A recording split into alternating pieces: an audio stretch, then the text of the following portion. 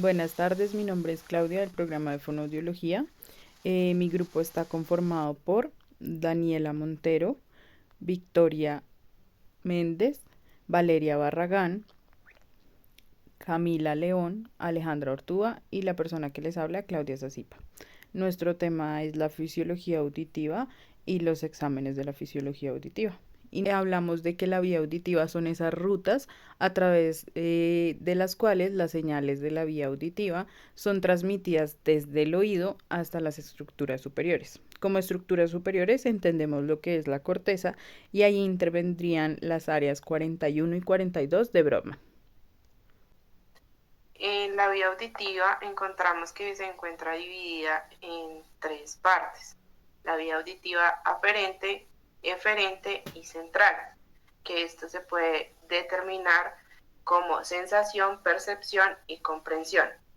En la vía aferente podemos identificar que es todo lo sensitivo y es la vía que sube. En la vía eferente es todo lo que se relaciona con motor, la acción, el movimiento, y es todo lo que baja. En la vía central es lo que procesa, interpreta, para que nosotros podamos percibir y comprender todo el sonido que nos rodea. Hablamos de que esta vía se compone de algunas partes. Iniciamos con lo que es el oído externo, donde intervendrían el pabellón auricular y el canal auditivo. En el oído medio hablamos de la membrana timpánica, la cavidad timpánica, toda la cadena de huesecillos, y estos serían los que intervienen para poder llevar el impulso hasta el oído interno. En el oído interno estamos hablando de que intervendrían los canales semicirculares, la cóclea, los núcleos cocleares. Y ahí pasaría ese por el nervio auditivo a partir del órgano de Corti, nervio auditivo, pasaría a núcleos cocleares que serían dorsal y ventral. Luego pasaríamos a lo que es el complejo olivar superior. Ahí se haría la primera decusación. Luego de esta decusación subiría por el lemnisco lateral y llegaría al colículo inferior. En este colículo inferior pasaría la segunda decusación. Luego entraría el núcleo geniculado medial y de allí llegaría a la corteza, a las anteriormente mencionadas área 41 y 42 de Brodmann. Como primera prueba tenemos la audiometría de la vía aérea. Esta prueba se utiliza para evaluar la audición de una persona. Primero se basa en la medición de la capacidad que tiene la persona para escuchar diferentes sonidos a diferentes frecuencias y diferentes niveles de volumen. Esta prueba primero se realiza en una cabina insonorizada, es decir, totalmente en silencio, y consiste en que el paciente utilice unos audífonos y responda al sonido que se le presenta. Durante la prueba se emiten diferentes sonidos a diferentes frecuencias y diferentes tipos de volumen. Primero empieza desde un nivel muy bajo y va aumentando gradualmente. El paciente pues debe indicar cada vez que escucha un sonido, bien sea levantando la mano o presionando un botón. Los resultados de esta prueba se representan a través de un gráfico que se llama el audiograma. Estos resultados se comparan con las normas establecidas que se tienen para determinar si tiene algún tipo de problema o límite o algún tipo de pérdida auditiva. También se puede determinar con este examen digamos que el diferente tipo de pérdida que tenga, bien sea pérdida auditiva conductiva y pérdida auditiva neurosensorial. Audiometría ósea. La audiometría de vía ósea es una prueba que evalúa la audición mediante vibraciones directas en el hueso. Esto se realiza en el oído externo y medio. Se coloca transductores óseos en el cráneo para poder estimular el oído interno y con esto pues evaluar la pérdida auditiva del paciente. Este estudio consiste en dar pequeños golpes detrás del oído sobre el hueso mastoides para evaluar la pérdida o niveles de audición del paciente. Esto con el fin de permitirle un tratamiento adecuado, ya sean audífonos o implantes cocleares. Masking de vía ósea o enmascaramiento de vía ósea. Este estudio se genera una evaluación de las zonas responsables de la transmisión de la onda sonora hasta el oído interno. ¿Cuándo se usa más? Se usa más cuando hay resultados anormales en las audiometrías iniciales de vía aérea. Estos resultados anormales se hablarían cuando hay umbrales superiores a 25 decibeles. Se dice que también se enmascara cuando hay un oído que como mínimo 40 decibeles mayor que la conducción del área del oído contrario. También se utiliza cuando la diferencia entre las exploraciones de las dos vías sea de 15 decibeles o de más, y también se utiliza cuando la diferencia entre las vías aéreas es de 40 decibeles o más, y también cuando existe evidencia de lateralización, prescindiendo de las diferencias entre las vías. ¿Cómo se realiza? Se genera por dos criterios. Estos criterios son el criterio de eficacia, el criterio de no repercusión. En cuanto al criterio de eficacia, hablamos de que la intensidad y el tipo de ruido usado para enmascarar debe ser eficaz. Este ruido debe anular esa sensación auditiva del oído ensordecido, y la intensidad debe ser mínima pero suficiente para poder ensordecer. En cuanto al criterio de repercusión, se vigila que la intensidad que está utilizándose no repercuta en el oído que se va a explorar, que no le haga daño. Luego hablamos de la práctica. Para practicarlo debemos seleccionar el sonido enmascarante y la intensidad del enmascaramiento. En cuanto al sonido enmascarante, se habla de tres cosas. Una sería la frecuencia de sonido a enmascarar, la intensidad de la frecuencia, y entrarían los dos criterios de eficacia y no repercusión. Y luego hablaríamos de la composición de la frecuencia del sonido que se enmascara. Y en cuanto a la intensidad, hay dos conceptos iniciales. Uno, autores dicen que debe ser de 60 decibeles por encima del umbral de la audición, y otros dicen que debe ser por 40 decibeles por encima del umbral óseo del oído a explorar. El masking o enmascaramiento de vía aérea es una técnica que se utiliza en pruebas auditivas para bloquear el sonido que podría pasar de un oído al otro durante la evaluación. ¿Esto qué quiere decir en otras palabras? Que distrae el mejor oído para que no responda si es que el oído contralateral no escucha tan bien.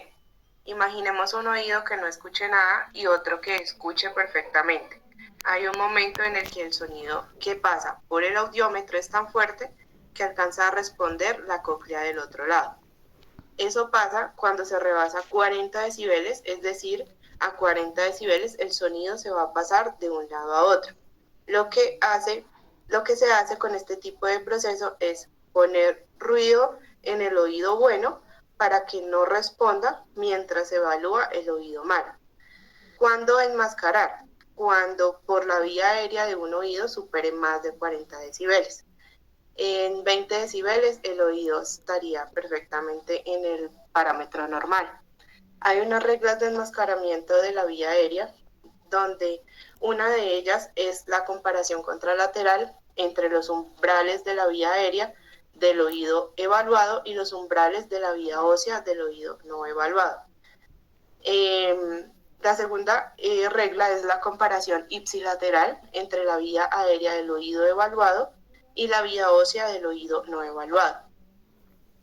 Tenemos pues varios autores que dicen que según el enmascaramiento es el uso del ruido para eliminar la participación de un oído mientras se evalúa el otro, lo que explicaba anteriormente con el ejemplo. El enmascaramiento también define que es necesario siempre que un estímulo acústico presentado en el oído evaluado sea audible en el oído no evaluado. El objetivo de la logoaudiometría es determinar la capacidad de una persona para percibir el lenguaje hablado, y su principal aplicación clínica es en la localización y la cuantificación de una disfunción del sistema auditivo.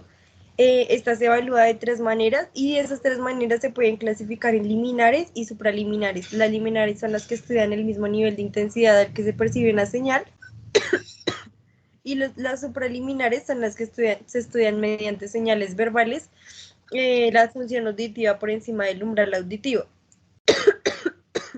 Estas maneras de evaluar son: la primera, la umbral de recepción verbal, que consiste en poner a una persona aislada en una cámara y pues está monitoreada, tiene sus audífonos, primero se evalúa un oído y después el otro. Entonces la primera es que se le van diciendo palabras con el objetivo de que él las repita, pero entonces empezamos con una intensidad muy alta y se va bajando a medida que él las vaya repitiendo hasta que llegue el punto que él ya como que no escuche y tenga que adivinar qué es lo que se le está diciendo. La segunda y la tercera son muy parecidas, pero, o sea, son la misma, pero se evalúan diferentes cosas.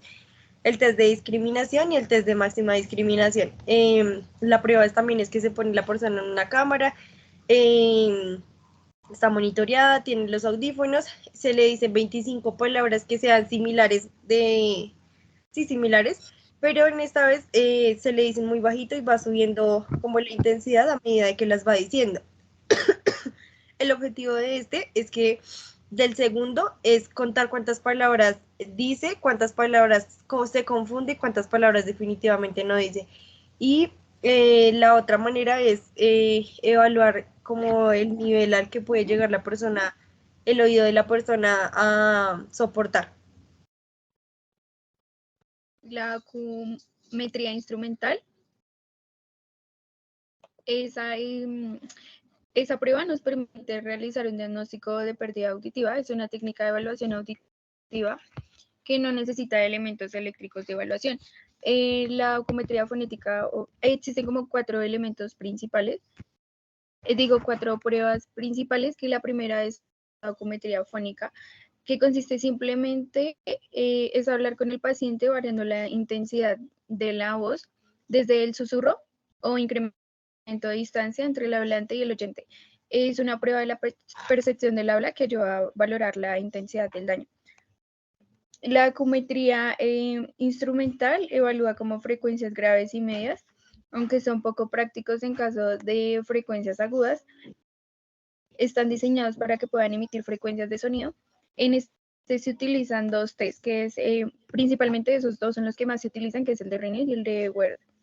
El de Rinner, ese consiste como, tiene por objeto comparar la audición de un sonido transmitido por vía ósea con la audición del mismo sonido transmitido por la vía aérea. Al poner un diapasón vibrante en la mastoide desde un individuo sano, este oirá el sonido generado hasta que la magnitud de la vibración se hace insuficiente para vencer la impedencia acústica que le ofrecen los tejidos que se componen. El test de Weber es una prueba de laterización cuando por vía aérea hay una audición diferente en ambos oídos.